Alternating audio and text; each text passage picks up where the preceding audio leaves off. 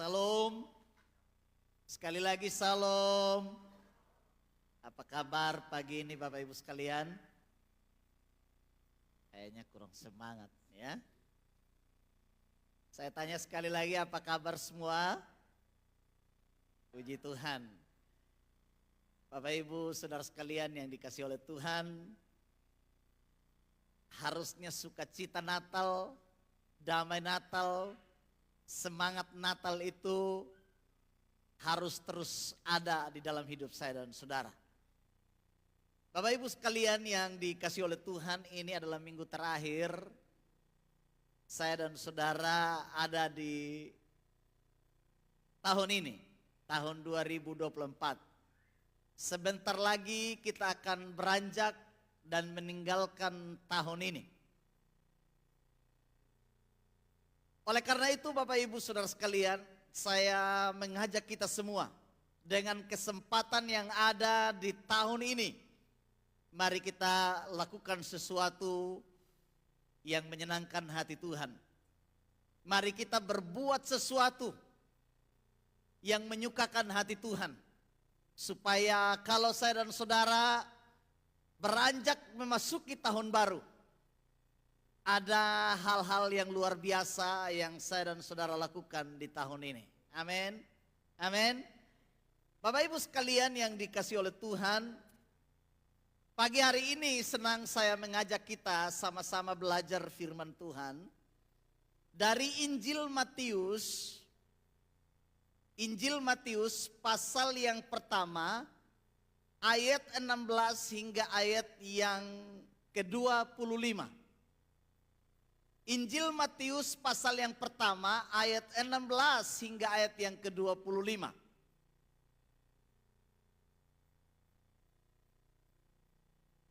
Kalau sudah ketemu katakan amin.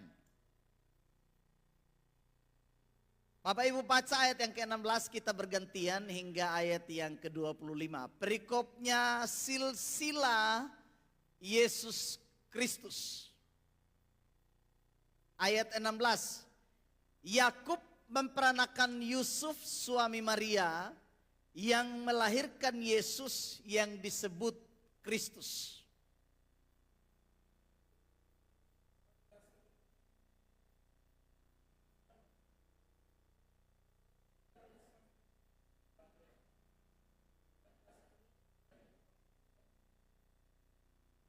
Kelahiran Yesus Kristus adalah seperti berikut. Pada waktu Maria ibunya bertunangan dengan Yusuf, ternyata ia mengandung dari Roh Kudus sebelum mereka hidup sebagai suami istri.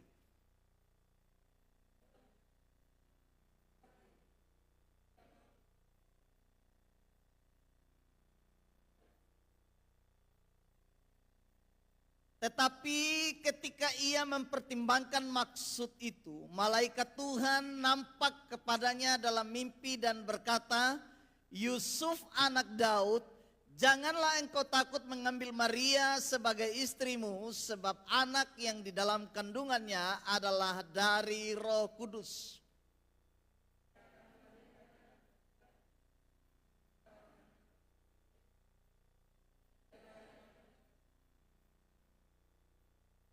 Hal itu terjadi supaya genaplah yang difirmankan Tuhan oleh Nabi.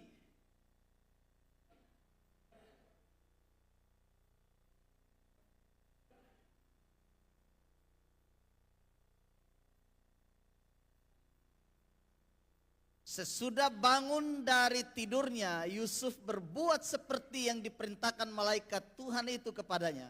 Ia mengambil Maria sebagai istrinya.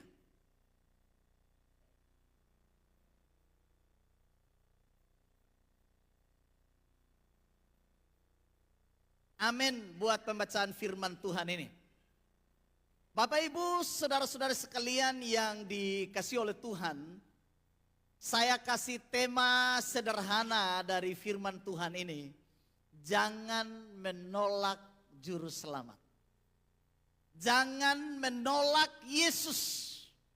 Itu tema sederhana dari firman Tuhan ini. Bapak Ibu saudara sekalian yang dikasihi oleh Tuhan, Sebelum saya sampaikan apa yang menjadi pesan kebenaran dari apa yang kita baca hari ini, saya perlu menyampaikan siapa penulis Injil ini. Dikatakan Injil ini adalah Injil Matius. Penulisnya adalah Rasul Matius, yang dikenal juga dengan nama lain Lewi. Dia seorang Yahudi. Dia seorang Yahudi. Matius seorang Yahudi.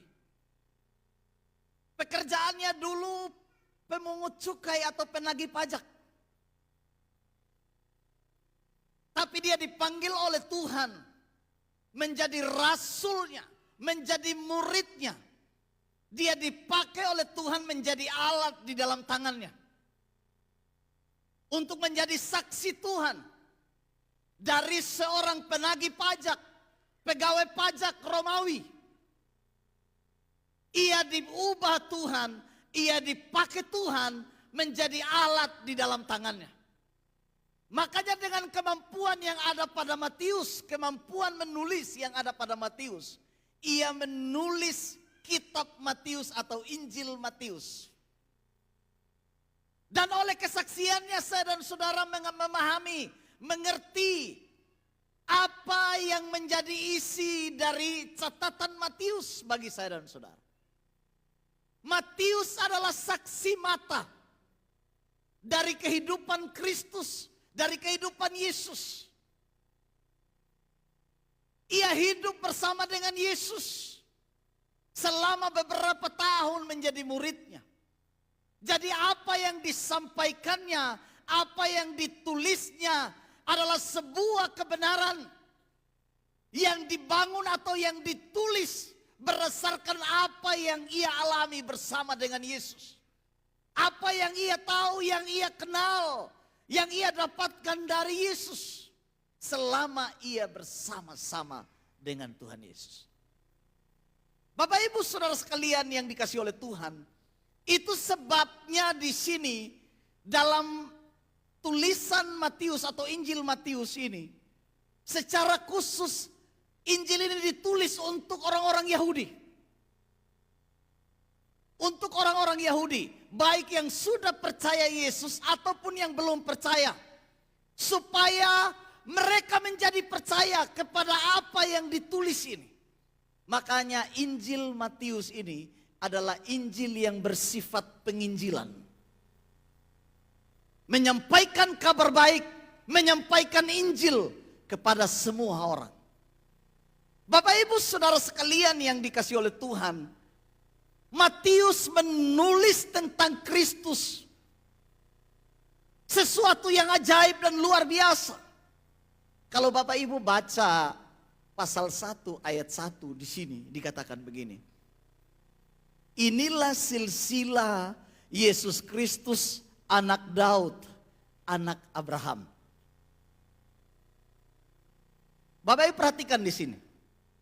Inilah silsilah Yesus Kristus anak Daud, anak Abraham. Kenapa Matius tidak langsung tulis duluan anak Abraham? Padahal Abraham lebih dulu dari Daud.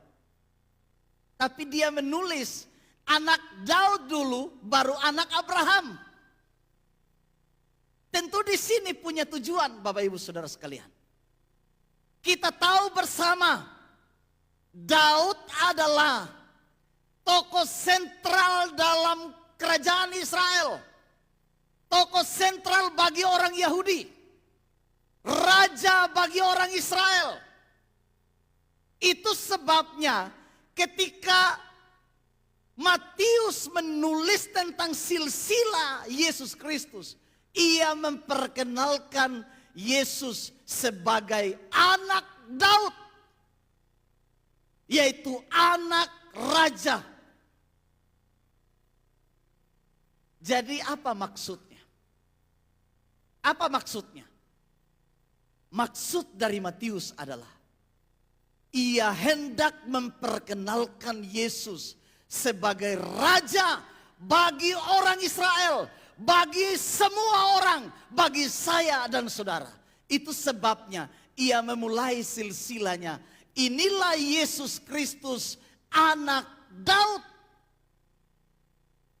Karena Matius hendak menekankan bahwa Yesus yang lahir ini adalah seorang raja yang kelahirannya tidak boleh ditolak. Kelahirannya harus dipercayai. Itu sebabnya saya katakan tadi, Yesus tidak boleh ditolak. Dia harus diterima. Karena apa? Karena dia adalah seorang raja. Kalau Bapak Ibu perhatikan dengan baik, Matius mengatakan begini, ada 14 keturunan dari Abraham sampai Daud. Kemudian ada 14 keturunan dari Daud sampai kepada pembuangan di Babel. Dari pembuangan di Babel sampai Kristus itu 14 keturunan. Bapak Ibu, angka 14 itu bukan angka biasa. Angka 14 itu angka raja atau angka kerajaan. Sebab 14 itu dalam bahasa Ibrani itu disebut Daud. Angka 14 dalam bahasa Ibrani itu Daud. Kalau dalam bahasa Inggrisnya David. Kalau dalam bahasa Indonesianya Daud. Jadi ketika bilang 14 keturunan dari Abraham sampai Daud. Dari Daud sampai pembuangan, dari pembuangan sampai Kristus. Angka 14 artinya bahwa Yesus adalah raja atas seluruh keturunan Israel. Sebab ketika berbicara angka 14, bicara angka raja, angka kerajaan. Itu sebabnya kita tidak boleh menolak Yesus. Karena dia adalah raja yang berkuasa atas kehidupan manusia. Amin. Amin Bapak Ibu. Itu sebabnya Matius di sini berusaha menyajikan apa yang ditulisnya, apa yang diketahuinya supaya orang Yahudi percaya. Supaya semua orang percaya bahwa Yesus Kristus itu adalah raja. Bapak Ibu Saudara sekalian, kemudian ia memulai lagi dalam ayat yang kita baca tadi. Jadi ada 14 keturunan dari Abraham sampai Daud. Dibalik lagi. Dari Abraham sampai Daud. Saya mau sampaikan begini. Janji Allah kepada Abraham dikatakan begini. Oleh keturunanmu semua bangsa di bumi akan diberkati. Itu janji yang diucapkan Allah kepada Abraham. Pertanyaannya adalah, siapakah keturunan Abraham yang menjadi berkat bagi semua bangsa? Bukan Ishak, bukan Yakub, tetapi keturunan yang dimaksud ini tunggal. Bukan keturunan-keturunan, tapi keturunan, yaitu satu orang yang menunjuk kepada Yesus Kristus yang akan menjadi berkat bagi semua orang. Itu sebabnya kalau saya dan saudara mau diberkati oleh Tuhan, berarti kita harus menerima dan mempercayai Yesus Kristus sebagai raja dalam hidup saya dan saudara. Katakan amin. Amin. Sebab dari keturunan Abraham yang satu ini, dunia ini diberkati. Saya dan saudara diberkati. Jadi tidak ada alasan untuk menolak kehadiran Kristus. Tidak ada alasan untuk menolak kelahirannya. Tidak ada alasan untuk tidak merayakan Natal. Sebab kalau saya dan saudara menolak kelahirannya, menolak Natal, menolak silsilahnya, saya dan saudara sedang menolak berkat bangsa-bangsa. Amin. Amin. Bapak Ibu baca ayat-ayat selanjutnya. Yusuf sepertinya mau menolak kehadiran Yesus. Ketika Ibu Maria mengandung dari Roh Kudus, Yusuf berpikir untuk menolak kehadiran anak ini. Sehingga ia mulai mempertimbangkan maksudnya. Tapi dengar baik, malaikat Tuhan mencegah Yusuf untuk menolak kehadiran Kristus di tengah-tengah keluarga ini. Yusuf berpikir untuk menolak.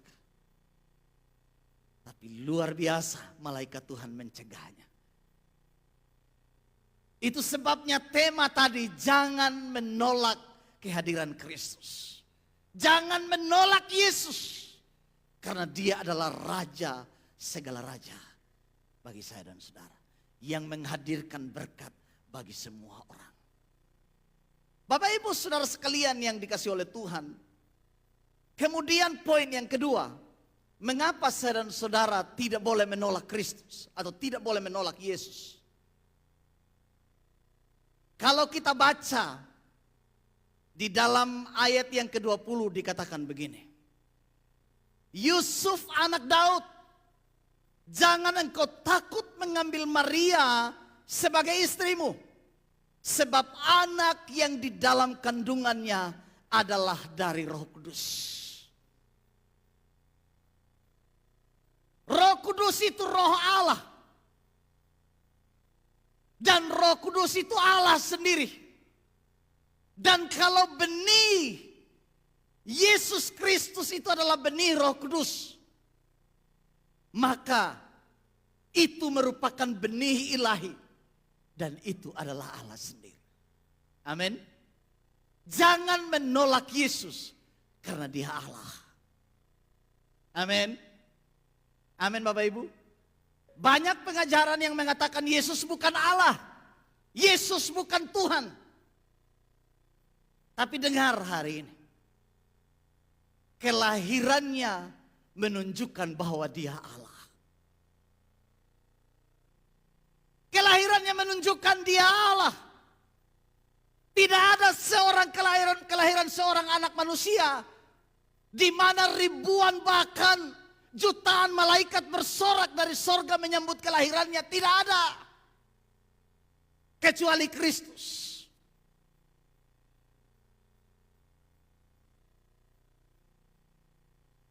Jutaan malaikat bersorak dari sorga menyambut kelahirannya. Kemuliaan bagi Allah di tempat yang maha tinggi. Nyanyian malaikat bersorak menyambut kelahirannya. Karena yang datang itu Raja Sorgawi. Yang hadir, yang lahir itu Raja Sorgawi. Itu sebabnya tidak ada alasan bagi Yusuf untuk menolak kehadiran Tuhan Yesus Kristus. Tidak ada alasan bagi Yusuf menolak kelahirannya. Yusuf bermaksud menceraikan Maria. Tapi malaikat mencegahnya. Jangan Yusuf. Dia mengandung dari Roh Kudus. Itu benih Roh Kudus. Itu benih ilahi.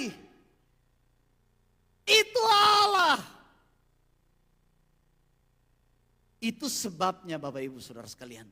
Kemuliaan Natal tidak bisa digantikan oleh apapun. Kemeriahan Natal tidak bisa digantikan oleh apapun. Keindahan Natal tidak bisa digantikan oleh apapun. Sebab kelahirannya adalah kelahiran yang sungguh luar biasa mengagumkan. Oleh karena itu Bapak Ibu Saudara sekalian, tidak ada alasan bagi saya dan saudara menolak Kristus. Karena dia Allah, benih Roh Kudus. Ini kedua, alasan kedua.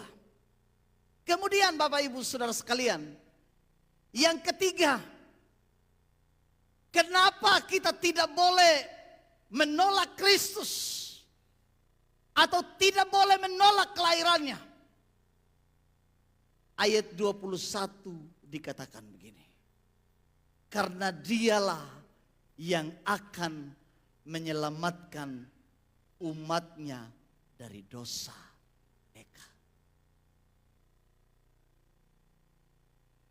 Karena Yesuslah yang akan menyelamatkan umatnya dari dosa mereka. Dari ayat ini, saya dan saudara disebut umat Yesus Kristus. Amin. Amin. Kalau kita disebut umatnya, berarti Kristus itu Allah kita. Kristus itu Tuhan kita. Amin. Malaikat berkata, karena Ia yang akan menyelamatkan umatnya dari dosa mereka. Jadi kita tidak boleh menolak kelahirannya. Tidak boleh menolak Natal. Karena kita ini umatnya. Kemudian dari ayat ini yang kedua dikatakan, karena Ia akan menyelamatkan kita dari dosa.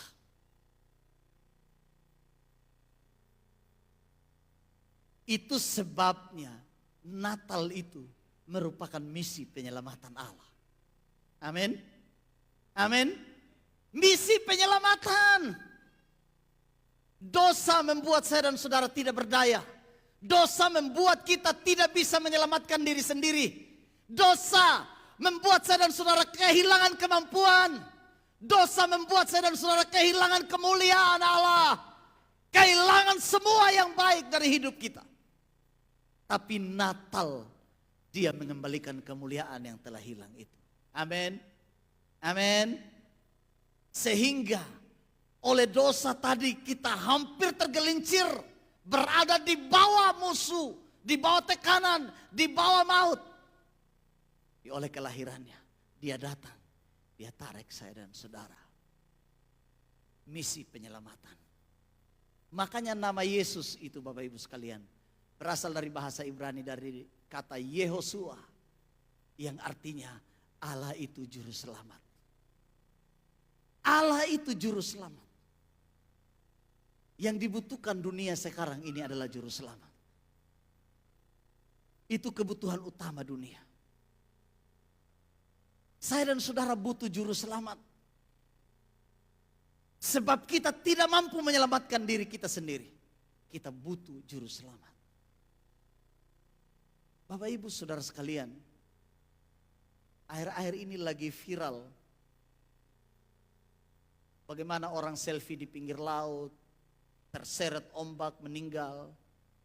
Beberapa saudara saya di Sabu kemarin lagi pancing di pinggir karang, tiba-tiba 2 orang langsung jatuh ke dalam laut, meninggal. Viral lagi di Facebook, lagi selfie-selfie ombak datang, terseret ombak, meninggal. Tidak ada yang menyelamatkan mereka. Mereka juga tidak mampu menyelamatkan diri mereka sendiri. Butuh tim penyelamat, butuh juru selamat. Masalah dosa lebih besar dari itu. Masalah dosa lebih mengancam dari hanya sekedar kematian fisik. Sebab dosa itu bicara soal terputusnya hubungan saya dan saudara dengan Allah selama-lamanya. Kalau hanya sekedar kematian fisik, ada jaminan kehidupan bagi saya dan saudara yang disediakan Tuhan. Tapi masalah kematian akibat dosa, itu keterpisahan dengan Allah selama-lamanya. Saya dan saudara berada di bawah hukuman. Kita terpisah dari Allah, jauh dari Allah. Oleh karena itu Bapak Ibu sekalian, Natal itu Allah datang dengan misi untuk menyelamatkan saya dan saudara.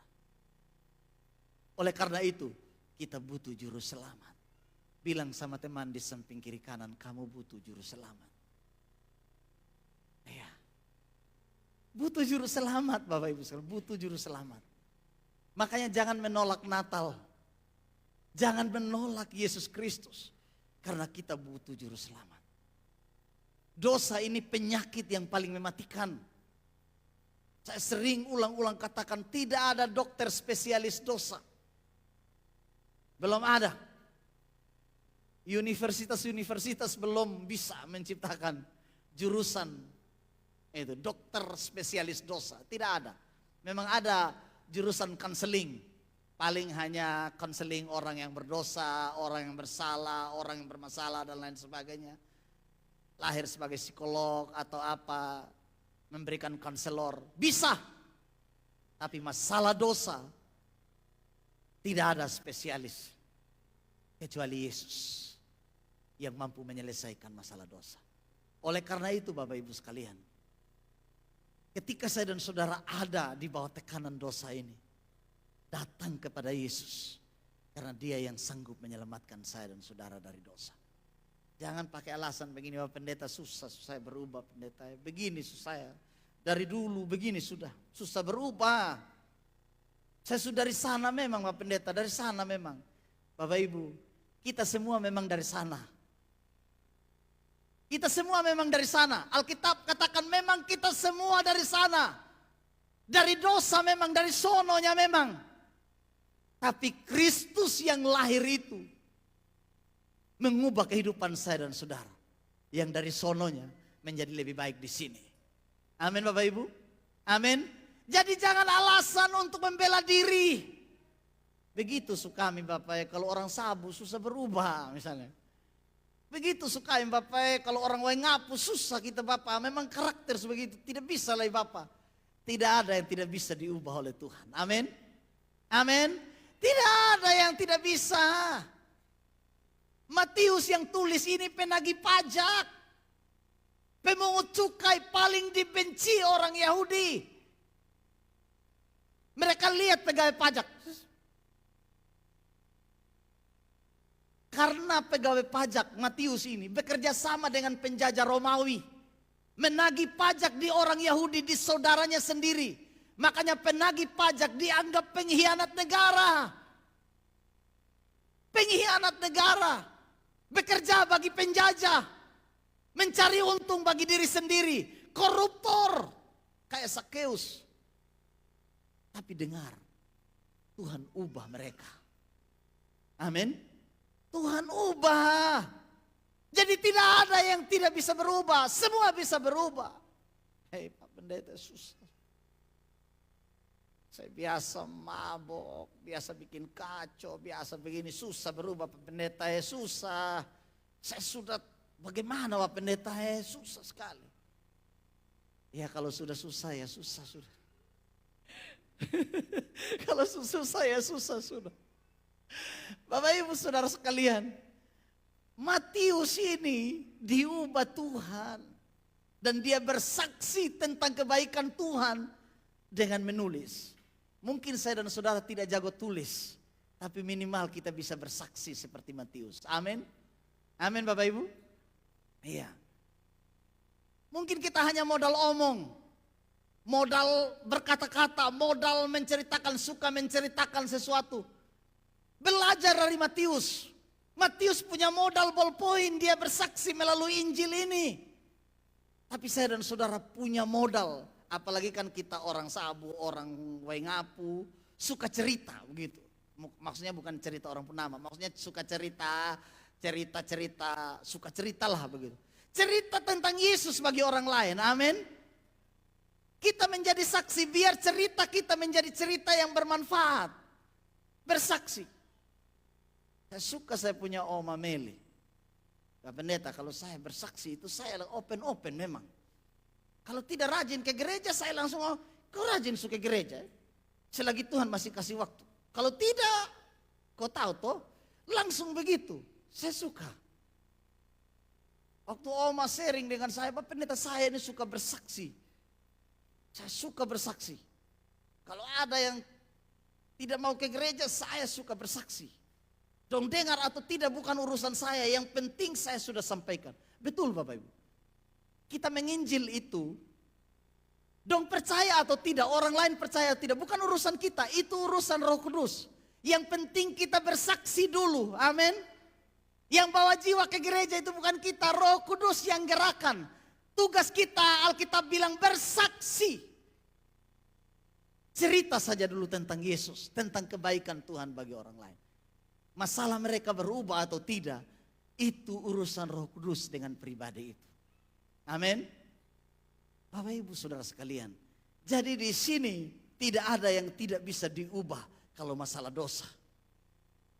Kemudian yang terakhir, ini yang terakhir Bapak Ibu, yang terakhir. Soalnya saya lihat sudah menguap-menguap, pasti mete malam. Yang terakhir dikatakan, sesungguhnya anak darah itu akan mengandung dan akan melahirkan seorang anak laki-laki, dan mereka akan menamakan dia Immanuel, yang berarti Allah menyertai kita. Saya dan saudara tidak boleh menolak Kristus. Tidak boleh menolak Natal. Karena bicara soal Natal artinya Allah datang dan menyertai saya dan saudara. Kalau kita menolak Natal, menolak kelahirannya, berarti kita menolak penyertaan Allah. Amin. Kita menolak penyertaan Allah.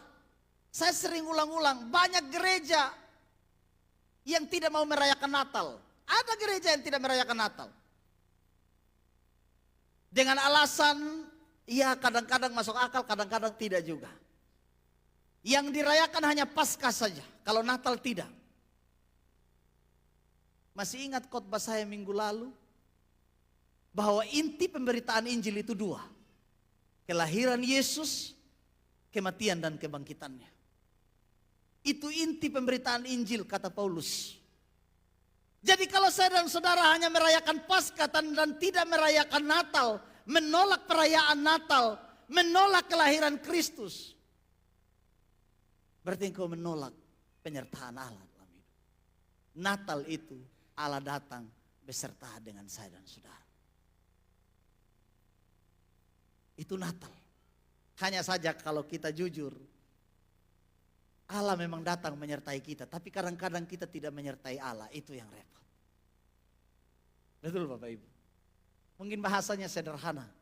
Allah memang menyertai kita, tapi kadang-kadang kita menghindar dari penyertaan Allah. Ya. Allah memang mau merangkul kita, tapi kadang-kadang kita menarik diri. Allah memang memanggil kita, tapi kadang-kadang kita tidak mau dan menolak panggilan itu. Kita menolak penyertaan Allah. Dan orang-orang yang menolak penyertaan Allah itu rugi besar. Karena engkau menolak berkat, menolak keselamatan yang disediakan, menolak pengampunan, menolak pemulihan, menolak berkat. Jadi Immanuel itu Allah datang dan tinggal bersama-sama dengan saya dan saudara. Dulu itu Allah susah ditemui, kira-kira begitu bahasanya. Dulu itu Allah yang transenden. Kalau bahasa teologinya. Allah yang jauh, Allah yang tersembunyi. Allah yang tidak bisa dilihat dengan mata. Hanya bisa digambarkan Allah yang besar. Allah yang tersembunyi, yang transenden. Tetapi Natal, Allah telah menjadi Allah yang imanen. Dalam bahasa teologinya, bahasa Alkitab. Allah yang Immanuel. Allah yang kelihatan. Allah yang menyatakan diri di dalam Yesus Kristus. Jadi dulu Allah yang tidak kelihatan, sekarang Allah menjadi kelihatan di dalam Yesus Kristus. Jadi ketika saya dan saudara mempercayai Kristus, kita mempercayai Allah yang kelihatan, Allah yang hadir, Allah yang tinggal bersama dengan saya dan saudara. Dan Roh Kudus itu adalah Allah yang tidak terbatas. Roh Kudus itu adalah Allah yang tidak terbatas. Allah yang hadir dan menyertai saya dan saudara. Kapanpun dan dimanapun saya dan saudara berada. Makanya Tuhan Yesus bilang, saya akan pergi kepada Bapa. Aku akan kirim seorang penolong yang lain. Yaitu Roh kebenaran. Ia akan menyertai kamu selama-lamanya. Jadi Roh Kudus itu adalah Allah yang tidak terbatas. Ya. Kehadiran Allah yang tidak terbatas di dalam Roh Kudus. Yesus tidak ada lagi secara fisik di sini karena dia sudah naik ke sorga. Tapi secara roh dia ada di sini. Dia hadir di tengah-tengah saya dan saudara sebagai Allah yang tidak terbatas, sebagai Allah Immanuel yang hadir dan menyertai saya dan saudara, yang hadir dan tahu semua persoalan kita, yang hadir dan tahu semua masalah saya dan saudara. Makanya Nabi Yesaya berkata, dia disebut sebagai Bapa yang kekal. Sebagai penasihat ajaib. Dia penasihat ajaib. Wonderful Counselor. Gitu, kalau bahasa Sumbanya. Counselor, penasihat ajaib. Bapak Ibu tahu konselor itu artinya orang di mana kita datang dan mencurahkan masalah kita kepadanya. Kemudian dia kasih kita nasihat. Itu konselor. Tapi ini disebut wonderful counselor. Penasihat ajaib. Dia bukan hanya sekedar menasihati saya dan saudara. Tapi dia pemberi jalan keluar. Itu wonderful counselor. Penasihat ajaib. Dia pemberi jalan keluar. Mungkin Bapak Ibu kalau datang konseling dengan saya sebagai konselor, paling saya bilang, berdoa saja. Tuhan tolong. Tuhan tolong. Ya, yang kuat. Ya, yang kuat. Paling saya begitu. Kemudian saya doakan. Tapi wonderful counselor, penasihat ajaib itu, dia yang memberi jalan keluar. Itu bedanya Tuhan. Tuhan yang saya dan saudara percayai. Tuhan yang luar biasa. Jadi kalau Nabi Yesaya mengatakan dia penasihat ajaib, dia Bapa yang kekal, dia Raja damai. Itu sesuatu yang luar biasa. Oleh karena itu Bapak Ibu Saudara sekalian, mari lewat kesempatan di akhir tahun ini, di momen-momen Natal ini, mari kita terus terhubung dengan Tuhan. Amin. Amin. Ketika saya dan saudara terhubung dengan Tuhan, maka di situ kita akan merasakan berkat surgawi mengalir dalam kehidupan saya dan saudara. Berkat damai dan sukacita melimpah atas kehidupan kita. Masalah boleh datang, persoalan boleh datang, pergumulan boleh datang. Tapi ketika saya dan saudara terhubung dengan Tuhan, ada kekuatan baru yang saya dan saudara dapatkan setiap hari. Amin. Oleh karena itu Bapak Ibu sekalian, lewat renungan ini, biarlah kita semakin mendekatkan diri kepada Tuhan. Jangan menolak kelahirannya. Jangan menolak Kristus. Karena dia Tuhan Raja pribadi yang luar biasa bagi saya dan saudara. Amin. Buat renungan firman Tuhan hari ini.